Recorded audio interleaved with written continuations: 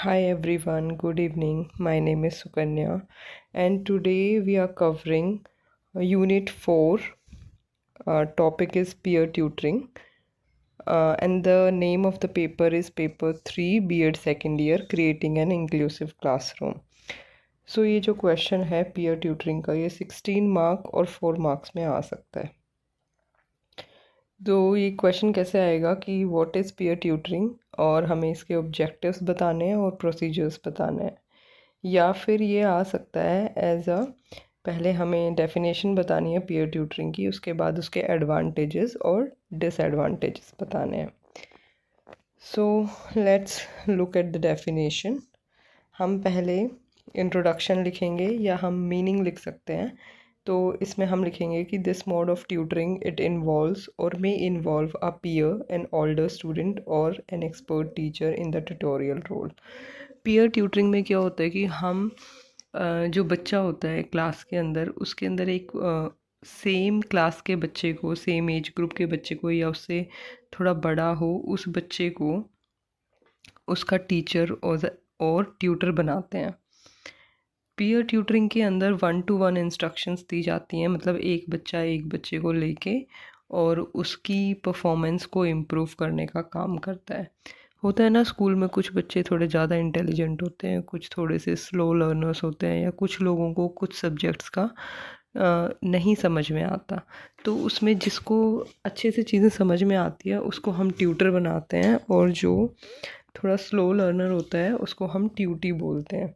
तो इसके अंदर 1-to-1 इंस्ट्रक्शंस दी जाती हैं, और जो ट्यूटर होता है वो सेम एज का हो सकता है या थोड़ा बड़ा हो सकता है, मींस क्रॉस एज्ड हो सकता है। सो ये हमारा इंट्रोडक्शन हो गया कि पीयर ट्यूटरिंग एक्चुअल में होता क्या है। अब हम देखते हैं कि पीयर ट्यूटरिंग में हम क्या क्या चीज़ें सीखते हैं। तो पीयर ट्यूटरिंग में हम जो है स्पेलिंग्स को सीखते हैं, हैंड राइटिंग इम्प्रूव करना सीखते हैं, अर्थमेटिक को सीखते हैं और सोशल बिहेवियर को सीखते हैं। जो ये पीयर ट्यूटरिंग है ये बहुत ही ज़्यादा बेनिफिशियल होती है, स्पेशली उन बच्चों के लिए जो चिल्ड्रन विद स्पेशल नीड्स होते हैं, मतलब स्लो लर्नर होते हैं, या फिर उन्हें कोई और जो है स्पेशल टाइप की नीड है, कोई डिसेबिलिटी है, किसी कारण से वो सीख नहीं पा रहे हैं। तो उन बच्चों के लिए ये बहुत ज़्यादा बेनिफिशियल होती है।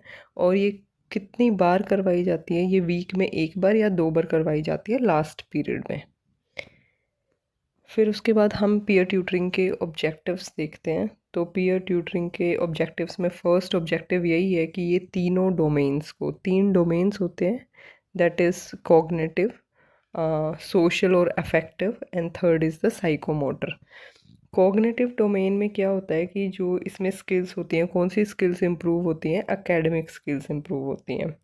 अफेक्टिव और सोशल के अंदर हम देखते हैं कि जब एक बच्चा दूसरे बच्चे को पढ़ा रहा होता है, वो ऑलमोस्ट सेम एज ग्रुप के होते हैं, तो उनका सोशल बिहेवियर जो है वो इम्प्रूव होता है।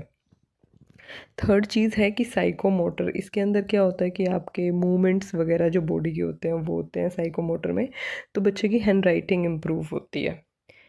सेकेंड ऑब्जेक्टिव हम देखते हैं कि इसके अंदर क्या होता है, बच्चा कोऑपरेशन सीखता है, एक दूसरे की रिस्पेक्ट करना सीखता है, बच्चों में फ्रेंडशिप डेवलप होती है और एक दूसरे के लिए एक्सेप्टेंस डेवलप होती है।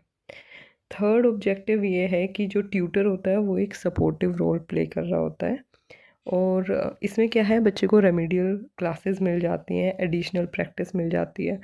फॉर एग्ज़ाम्पल रेमेडियल इंस्ट्रक्शंस क्या होते हैं कि अगर आपको किसी चीज़ को करने में कोई प्रॉब्लम आ रही है, उसकी रेमेडी आपको दे दी जाए, उसको कैसे ठीक करना है वो दे दिया जाए, तो that is the remedial instructions. और जो हम क्लासरूम में सीखते हैं वो तो सीखते ही हैं, बट हमें एडिशनली उस चीज़ को, उस टॉपिक को, या वो पर्टिकुलर चीज़ जो हमें सीखनी है उसको सीखने में हमें एक और प्रैक्टिस मिल जाती है पीयर ट्यूटरिंग के थ्रू।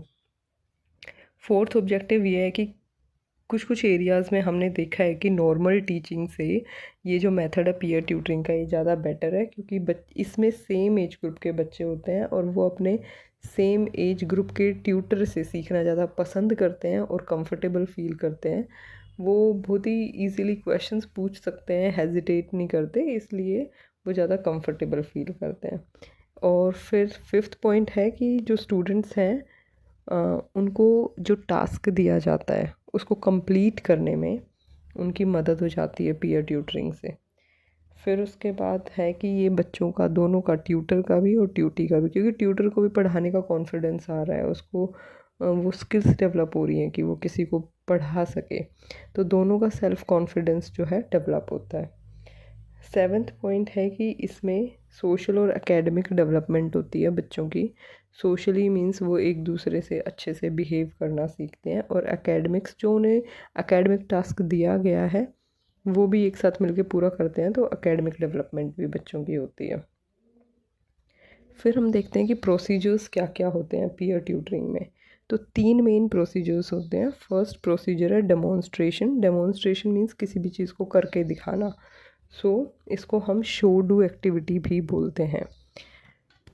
तो डेमोन्स्ट्रेशन में क्या है कि पीयर ट्यूटर जो है वो डेमोन्स्ट्रेट करता है किसी एक्टिविटी को, और जो ट्यूटी है वो उस एक्टिविटी को रिपीट करता है। सेकंड है टेस्ट टीच टेस्ट प्रोसीजर। इसके अंदर क्या है कि जो ट्यूटर है, जो पढ़ाने वाला बच्चा है, वो पहले थोड़ा सा जिसको पढ़ाने वाला है ट्यूटी को, उसकी थोड़ी सी टेस्ट लेता है, मतलब थोड़ी सी नॉलेज को टेस्ट करता है, और जहाँ उसे लगता है कि कोई प्रॉब्लम है, कुछ लैकिंग है, तो उस चीज़ को वो उसको सिखाता है और फिर उसका टेस्ट लेता है। So the second procedure is test teach test method procedure. Third is group और पेयर टीचिंग।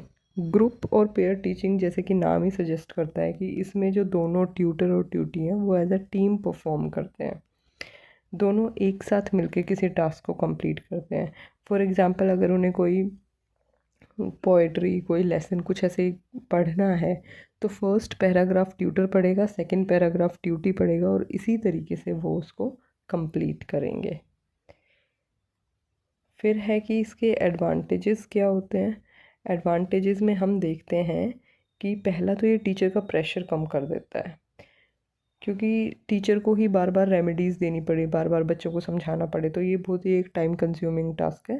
तो टीचर की जो है प्रेशर को रिड्यूस कर देता है, और जो स्लो लर्नर्स हैं उनको ये अलाउ करता है कि वो फ्री एनवायरनमेंट में पढ़ सकें। थर्ड एडवांटेज है कि बच्चों के अंदर सोशल बॉन्ड डेवलप होती है, ट्यूटर और ट्यूटी के अंदर एक फ्रेंडशिप डेवलप होती है। फोर्थ एडवांटेज है कि बच्चों के जो मार्क्स हैं, ग्रेड्स हैं, उनको भी इंक्रीज़ करने में ये हेल्प करता है। फिफ्थ एडवांटेज है कि स्लो लर्नर्स को इंडिविजुअल अटेंशन मिल जाता है। टीचर के लिए इतना पॉसिबल नहीं होता कि 25-30 की क्लास के अंदर वो एक एक बच्चे पे पर्सनली अटेंशन दे। सो इसके अंदर स्लो लर्नर्स को इंडिविजुअल अटेंशन मिल जाता है, which is very necessary. Then the next point is कि जो लर्नर्स होते हैं वो भी अपना पार्टिसिपेशन इंक्रीज़ कर पाते हैं पीयर ट्यूटरिंग के थ्रू, क्योंकि वो चीज़ें सीख जाते हैं तो वो भी पार्टिसिपेट करना स्टार्ट कर देते हैं, क्लास में बोलना स्टार्ट कर देते हैं विदाउट हेजिटेशन।